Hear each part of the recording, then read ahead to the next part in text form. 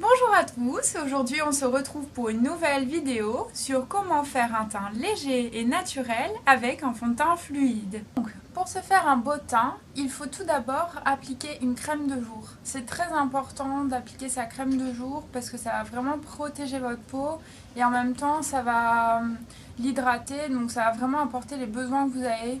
Donc si vous avez une peau sèche, une peau grasse, etc., vous allez vraiment adapter votre crème de jour en fonction de votre type de peau pour pouvoir bien la traiter. C'est important d'avoir une belle base pour avoir un beau maquillage, un beau résultat.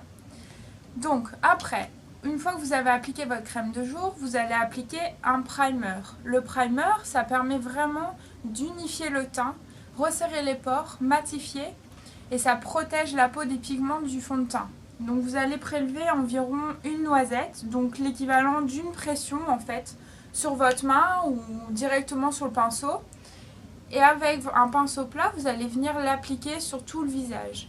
Donc on met quelques touches sur le nez, le front, les joues et on vient l'étaler avec des mouvements comme ça de lissage partout pour vraiment l'appliquer partout. Vous voyez, on n'hésite pas à en mettre aussi sur le cou. Donc une fois que ça c'est fait, on va pouvoir venir travailler son teint avec le fond de teint. Donc le fond de teint, vous choisissez de la même couleur que votre carnation. Il faut vraiment qu'il n'y ait pas de démarcation entre votre teint et le fond de teint. Il faut vraiment que ça fasse quelque chose d'unifié.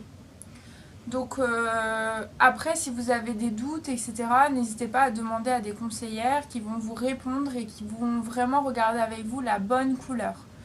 Donc moi, j'ai l'habitude, donc j'applique la numéro 3. C'est un beige un peu rosé, mais très clair parce que j'ai la peau très blanche. Donc pour l'appliquer, on utilise un pinceau boule qui est légèrement plat sur le devant. Donc ce pinceau là, ça permet vraiment d'avoir un résultat sans trace et un résultat très naturel. Donc on prélève le produit, 1 à 2 pressions, après vous allez voir en fonction de votre peau si elle absorbe beaucoup ou pas. C'est vous qui allez juger la quantité de produit que vous allez devoir mettre sur le pinceau et sur votre visage par rapport au résultat que vous voulez. Maintenant, on est sur quelque chose de naturel où on travaille quand même les imperfections, donc il ne faut pas quelque chose de trop fort, trop marqué. Donc après, pareil que le primer, on l'applique directement sur le visage, donc hop, en touche. Donc on met d'abord sur le front, les joues, le menton et le nez. Et ensuite, en mouvement circulaire et en étirement comme ça, vous allez venir étaler la matière partout, sur tout le teint. On n'oublie pas le contour des yeux, la paupière mobile et on travaille en fait après en mouvement circulaire comme ceci. On n'oublie pas les ailes du nez, c'est très important. Et le fait de travailler avec un gros pinceau comme ça en mouvement circulaire, ça permet vraiment d'aller partout, d'oublier aucune zone en fait. Bien les commissures des lèvres. Vous pouvez aussi travailler votre lèvre, ça vous permettra d'avoir une base plus neutre pour appliquer votre rouge à lèvres par la suite. On n'oublie pas aussi de dégrader en fait au niveau du cou, pareil, toujours en mouvement circulaire comme ça, partout. Voilà, donc une fois qu'on a fait ça, notre teint est complètement unifié. Maintenant, il faut venir travailler les cernes et les imperfections parce que comme vous l'avez vu, j'ai quelques petits boutons. Alors c'est hormonal, hein, ça arrive à tout le monde, faut pas s'inquiéter. Donc pour corriger les imperfections, vous avez besoin d'un correcteur. Donc moi j'ai pris le correcteur stick parce que ça a une meilleure couvrance. Donc on aura un résultat vraiment opaque. Donc on l'applique en fait avec un pinceau plat, donc pinceau correcteur. Après il y en a des larges, des moins larges, à vous de voir, celui que vous préférez. Et en fait on vient appliquer directement sur le bouton à camoufler l'imperfection. Si vous avez des cicatrices, des choses comme ça, vous travaillez directement votre pinceau sur l'imperfection. Alors, on peut aussi utiliser le correcteur vert. Tout ce qui est correction, vous l'aurez aussi dans une autre vidéo, hein. Vous aurez tout expliqué dessus. Donc moi personnellement, préfère travailler avec un correcteur coloré directement sur les imperfections. Je trouve que ça camoufle quand même déjà bien. Maintenant, si vous voulez un résultat plus naturel, le vert, c'est ce qu'il y a de mieux aussi pour tout ce qui est rougeur, etc. Donc là, j'ai travaillé mes imperfections. Vous voyez, elles ont disparu. Alors, je les ai travaillées après avoir unifié le teint parce que je trouve que quand on travaille les imperfections avant d'unifier le teint, on a tendance à enlever la matière et on doit retravailler derrière. Maintenant, si vous préférez travailler vos imperfections avant, il n'y a aucun problème, ça marche aussi. Ensuite, on va travailler la cerne.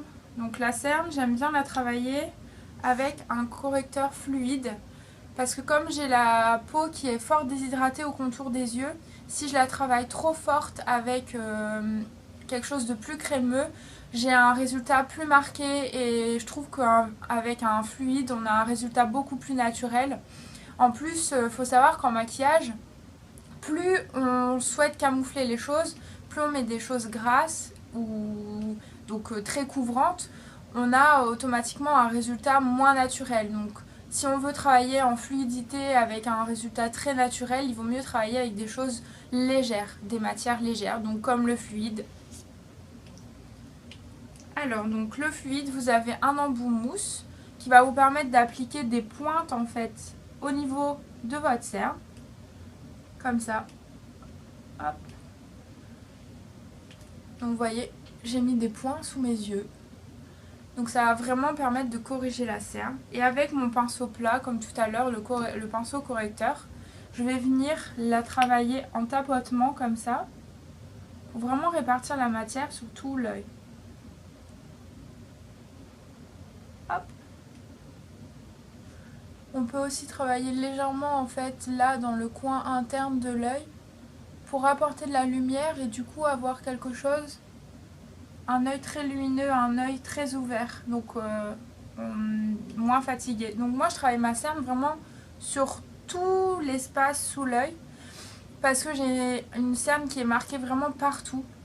Maintenant vous, si vous avez une cerne qui est marquée que dans le creux, on va la travailler que dans le creux. Ça c'est pareil, on va vous expliquer toutes les corrections dans une prochaine vidéo. Donc n'hésitez pas à la regarder par la suite. Ça sera peut-être intéressant pour vous. On va vraiment parler de toutes les corrections en fonction de tous les types de cernes.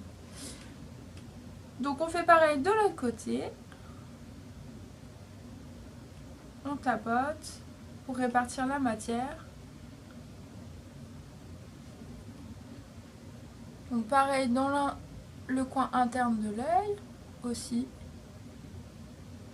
Le but c'est d'avoir aussi quelque chose de symétrique, hein.